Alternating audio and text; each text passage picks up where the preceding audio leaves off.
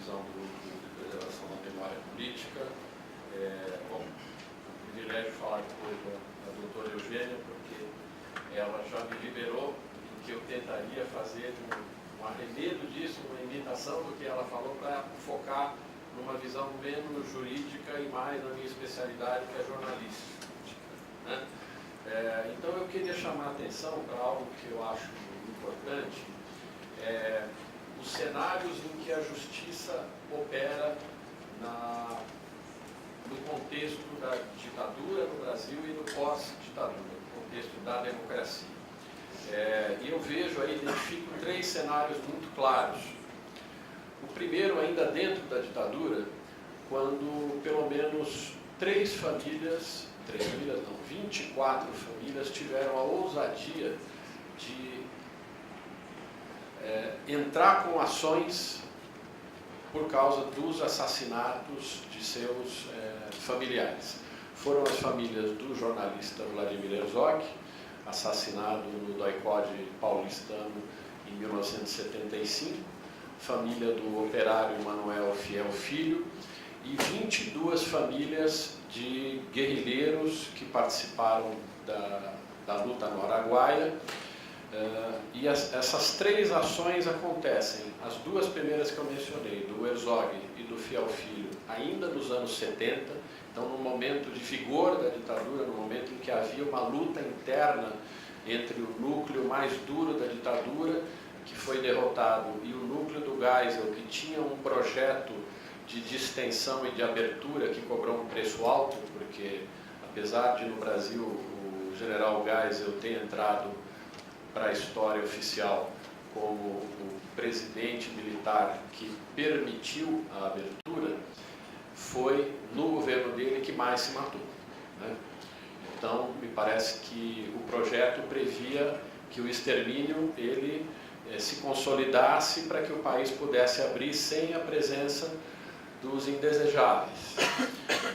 Então nós temos esses dois casos, caso Herzog e caso Fiel Filho, em que as famílias desafiam a ditadura num momento crítico, e depois, em 1982, os 22 familiares dos guerrilheiros do Araguaia.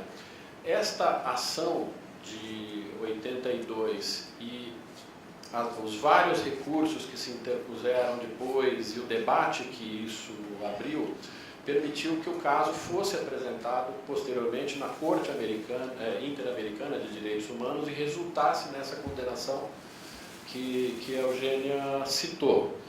Então, o primeiro contexto de ação da justiça, e aí eu diria que é uma justiça ousada, uma justiça pontual, identificada em alguns juízes, é uma justiça de contramão, é uma justiça que não aceita a lógica da ditadura. Depois nós temos esse momento que nós estamos vivendo, que é um longo momento que vem desde o fim da ditadura em 85, e principalmente a aprovação da nova Constituição em 88, uma visão de direitos, até o momento em que se conclui o trabalho da Comissão Nacional da Verdade. Nós temos aí várias ações que foram implementadas, que foram abertas, mas sem repercussão, sempre batendo no teto dessa interpretação de que a lei de anistia, ela por si só, ela impediria que qualquer processo responsabilizando o Estado e agentes do Estado por crimes ocorridos na ditadura pudesse prosperar. Mas aí nós temos o terceiro cenário, que é o cenário pós-divulgação do relatório da Comissão Nacional da Verdade. E esse cenário ele é completado por algumas outras ações igualmente importantes que criam, na minha opinião, um ambiente novo para que se possam abrir novas ações cíveis e nós provavelmente assistamos aqui no Brasil a um volume maior de ações nesse sentido. Quais são essas iniciativas complementares ao trabalho da Comissão Nacional da Verdade, que, na minha opinião, colaboram para que a gente tenha um contexto novo na sociedade? São algumas políticas estabelecidas pelo Estado, né, através da Comissão da Anistia, as caravanas da Anistia, que levaram a diferentes lugares do país um grande número de pessoas para discutir os casos de perseguidos e assassinados e desaparecidos na ditadura. Isso provocou um debate nesses locais. Então, recolocou na sociedade civil o tema.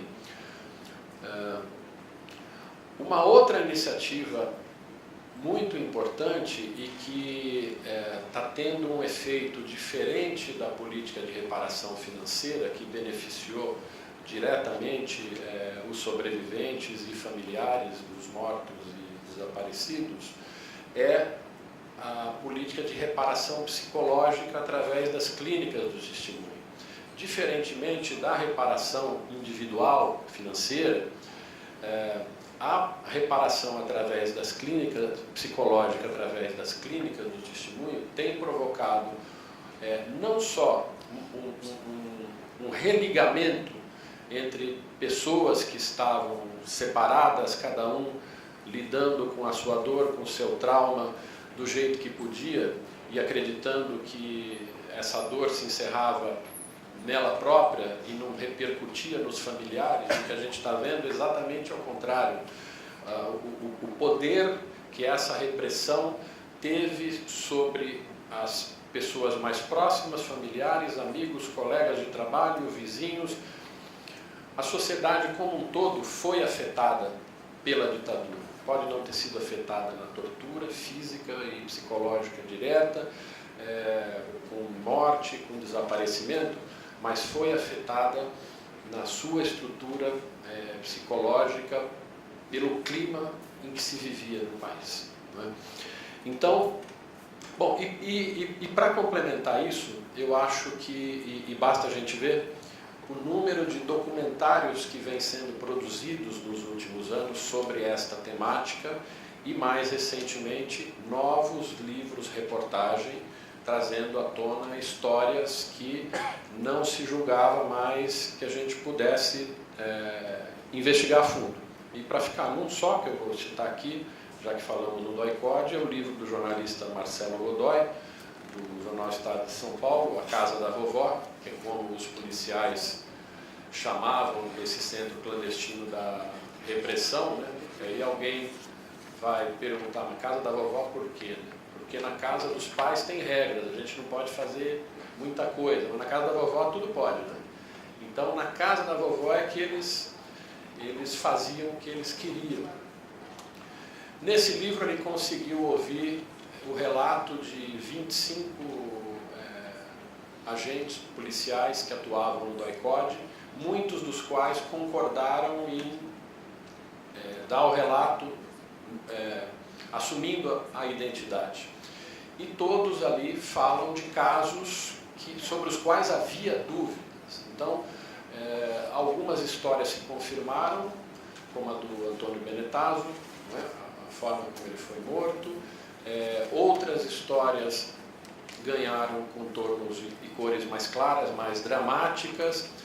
Mas aí, enfim, nós temos um ambiente pós-divulgação do relatório da Comissão Nacional da Verdade e acumulado de forças por essas todas situações que eu descrevi, que faz com que debater as responsabilidades do Estado e dos agentes públicos da ditadura seja diferente do que era no final da ditadura.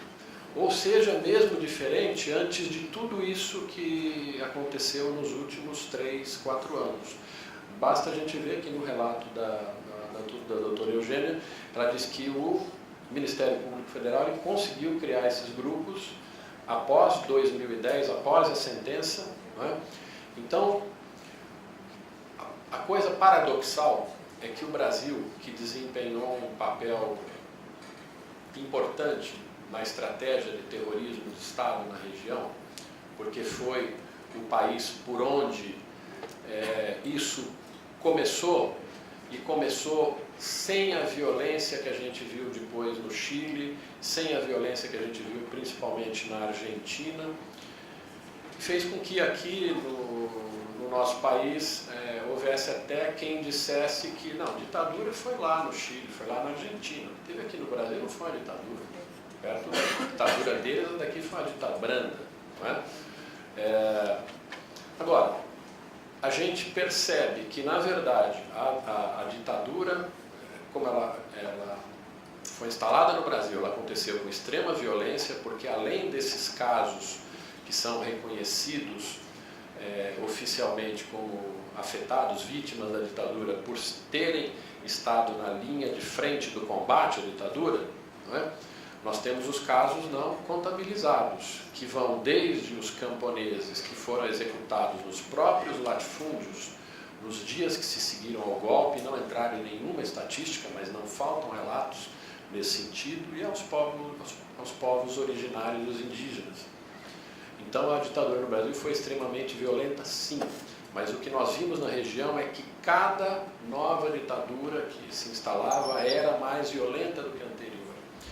E aí eu me lembro de um relato que aparece no filme sobre a Estela de Carlotto, né, a vida de Estela, verdades verdadeiras da vida de Estela, quando ela vai à delegacia de polícia e recebe o corpo da filha, o oficial que entrega o corpo da filha diz a ela: aqui na Argentina não vai acontecer o que aconteceu no Uruguai, em que os tupamaros conseguiram ter o apoio de carcereiros para armarem a sua estratégia de fuga.